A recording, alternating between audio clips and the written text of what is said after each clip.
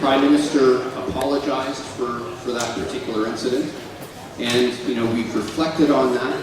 And it's important that when a mistake is made, you apologize and then you fix it. And that's exactly what we've done. Subsequently, we had a very successful rally in Kitchener-Waterloo at Bingaman's. No one was turned away. Thank you. Liberal ties are kicking people out that they don't agree with is like what dictatorships do. They monitor who you associate with, they monitor your friendship. If your cousin or your brother's in the wrong party, then they deal with you. This shows what the Tories are all about. They're not about freedom or democracy. They're about control and power. Thank you. Richard, yeah. As Julian just pointed out, this behavior on the part of the then Prime Minister of this nation is autocratic. In fact, the climate that the ex-Prime Minister has created in Canada isn't democracy, it's autocracy, or if you will, even plutocracy. Government by the rich, for the rich. If we had a system of proportional representation in the House of Commons, where any particular political party was ruling in a minority government situation, this kind of democratic or undemocratic governance wouldn't be possible. It's time for fundamental reform in the nature of Canadian democracy.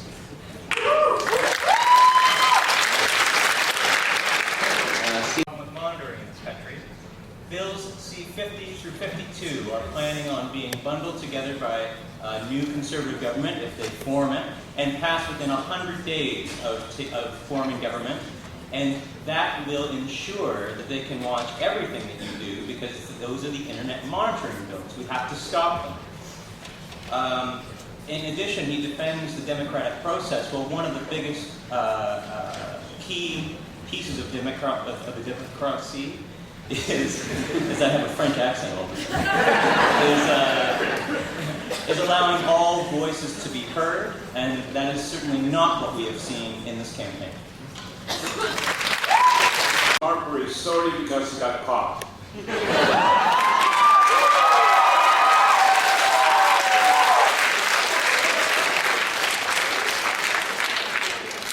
Established a chill in this country that doesn't belong in the democracy.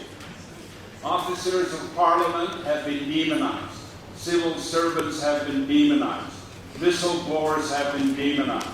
Professors at university are afraid to speak out so their rent doesn't get withdrawn. Non-government organizations who have disagreed in the public policy debate have been shut down. This is not democracy.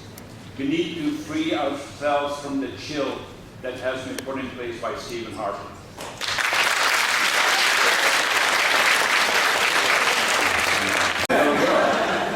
I would just like to commend you for being able to ask that question. That is the absolute genesis and the most important part, is being able to stand up for no matter which government is in power and be able to ask a question, and it's important that you get an answer from your elected representatives. It's important to keep politicians and your leaders accountable and honest and get the actual answers so that you can make an informed decision.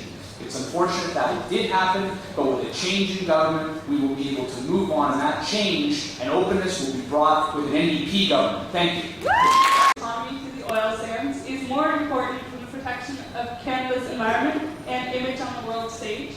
And also, how will this be reflected in a government that the Conservative Party could form policies? I just missed the first part of your question. She was asking about the oil sands? Yeah, and do you feel that developing Alberta's economy through the oil sands is more important than protecting? Well, thank you for the question. It's important that we balance the environment with the economy. And it's important that the oil sands continue to be developed, but developed in a more sustainable way. That's certainly my position, my strong position, and it's our government's position as well.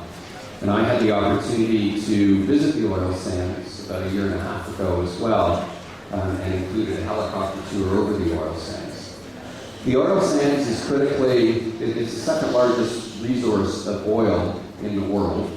It's a critically important strategic resource, an economic resource for us. And about 40% of the jobs that the oil sands provide are actually based in Ontario.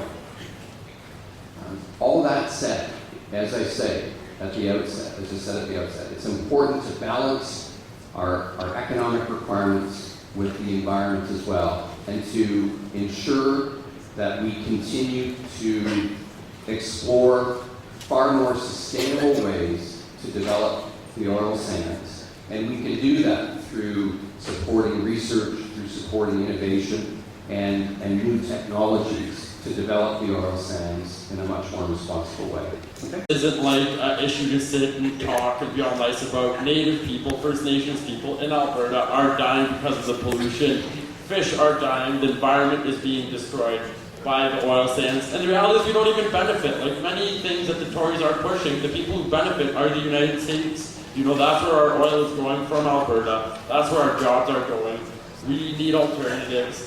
And I take offense to the party that trashed Kyoto, pretending they're all nice and green and everything. Because like this isn't like a discussion, like this isn't coffee shop politics. People are dying as a result of this.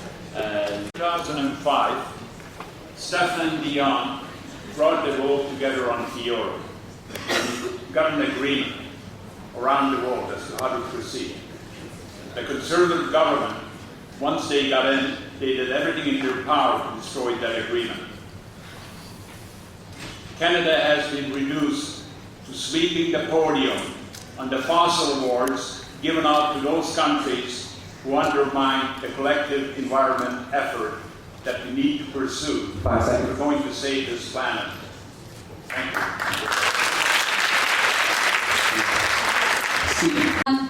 And luckily getting my first vote. But my question is directed towards Bill Brown.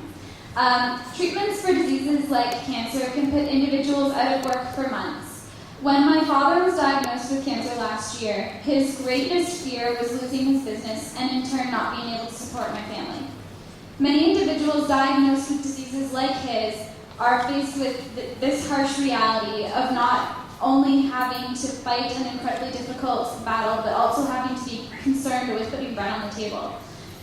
What are you going to do to ensure that employment insurance is available for people like my father when they are ill or recovering and can't work? And also, should EI in any case not be increased in order to provide for said people? What social safety nets will you create for individuals who are employed or even self-employed? what kind of society you live in by where they put the values. And you can tell what kind of society you live in by how the most vulnerable are treated. As we can see under the current Conservative government, we're having cuts left and right to all social programs, and there is no sense of stability.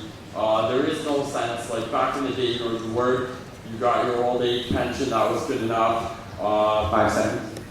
Yeah, this is all disappearing under the Conservatives, and we need to reject this. We need to create a society that puts the people first and puts the needs of the most vulnerable before profits. Thank you. In addition to this important foundation of EI, compassionate care benefits, in addition to that, in our current party platform, we are proposing a family caregiver tax credit as well, which will help family members with the expenses involved in taking time away from work, for example, to care for an ill family member. In addition, it's critically important that we continue to fully fund our public health care system and that Canadians have access to a strongly supported, fully funded public health care system. The Liberal Party, working with the New Democratic Party, put together Medicare for Canadians. Let me say that we don't want to be like the United States, where if you get sick, you end up going bankrupt. We believe in a compassionate, caring society. Employment insurance has to be extended in terms of people who are sick. One of the new programs we have introduced in the Family Pack is if you have a critically ill person, that person will be able to get assistance from a relative who gets 6 months off on EI to take care of that individual. What are you going to do in terms of keeping our economic recovery going on track? And economic growth. We will do that by keeping taxes low, by supporting business so that jobs can continue to be created.